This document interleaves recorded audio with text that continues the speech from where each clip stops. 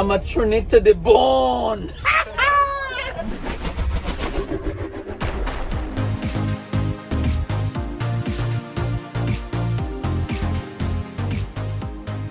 Hello, it's Bethany Robertson, and I had the incredible opportunity to be a part of the Trinidad mission team. Our mission going into Trinidad was primarily to run a vacation Bible school for the local community. We went in with Reverend Gerald and the Know the Truth Ministries team. Our team partnered with two churches, Arima Evangelical and Las Lomas, to target the unchurched children in their local communities. I'm joined today by a few members of our team to talk about the impact that we had in Trinidad. What was our main mission in Trinidad? I would say the main mission was to really impart into the children, make sure they get a good foundation of who Jesus is. But I also think it wasn't a side mission, but it was just as important, just like reviving the church and, you know, the energy and the spirit of the church, bringing everybody back on kind of one accord and unity and just bringing that fire. I remember that Brother Leon just kept saying it's spiritual warfare, and he could feel that the spiritual tug. Even the first time that he met with our team, you could almost like sense like the desperation of like, we need something, you know? And I believe that they got it from the services that were there, and even just the spirit of our team imparting into the people there at Arima. What impact do you believe that our team had on the kids? Oh, lifetime. Because, you know, I remember as a child, I could never forget when preachers come from the United States. Up to this day, I still remember. Wow. So, yeah, the impact is lasting. We know that they have something that was imparted in them that will last them for the rest of their lives.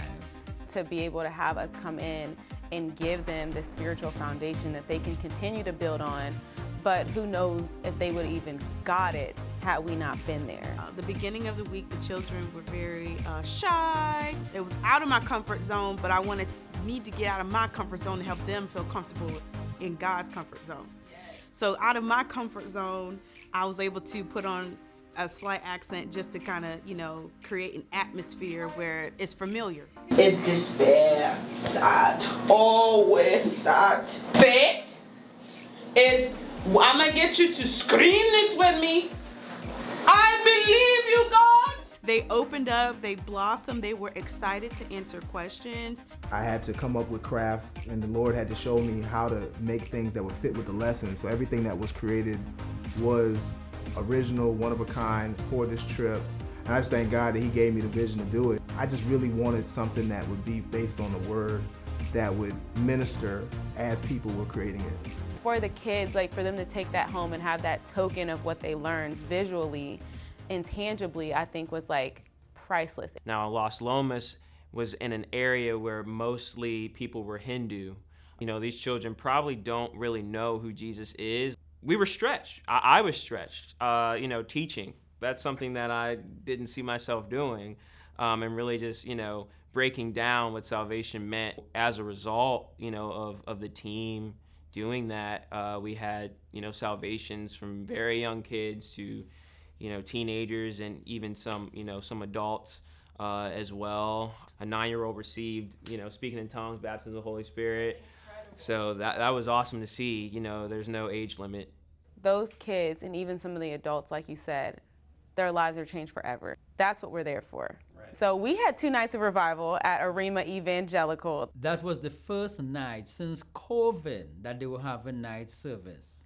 Stanley, you did prophetic painting during praise and worship. Yeah. And on the first night, you titled it A New Day. It was a huge stretch for me. To do a prophetic painting, there is no plan.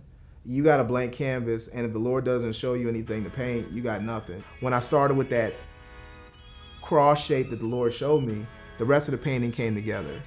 The water that was in it, it represented just, you know, God's glory washing over the dead areas. I was led to leave that with the church so that they could just be reminded that when their American brothers and sisters came, God did a new thing. Along with the Vacation Bible School, we were able to bring funds along with our team that was able to help purchase school supplies for the kids. I remember the team coming, unloading all the school supplies. Talk to us about that process. What happened? What was the need? How was it met? Yeah, so the need was to fulfill 75 bags that have multiple things. We're not talking about 5 things. We're talking about, some of them 18 items. But the way that we've been trained in Mt.Gilead, I think it surprised the people in Trinidad how fast we were able to flow. They kind of allotted 2 days, 2 nights for us to do that, but we wrapped it up in like 2 hours. Due to the need, certain things ran out. Colored pencils ran out. Erasers ran out. Different pencil sharpeners. Pencil sharpeners ran out.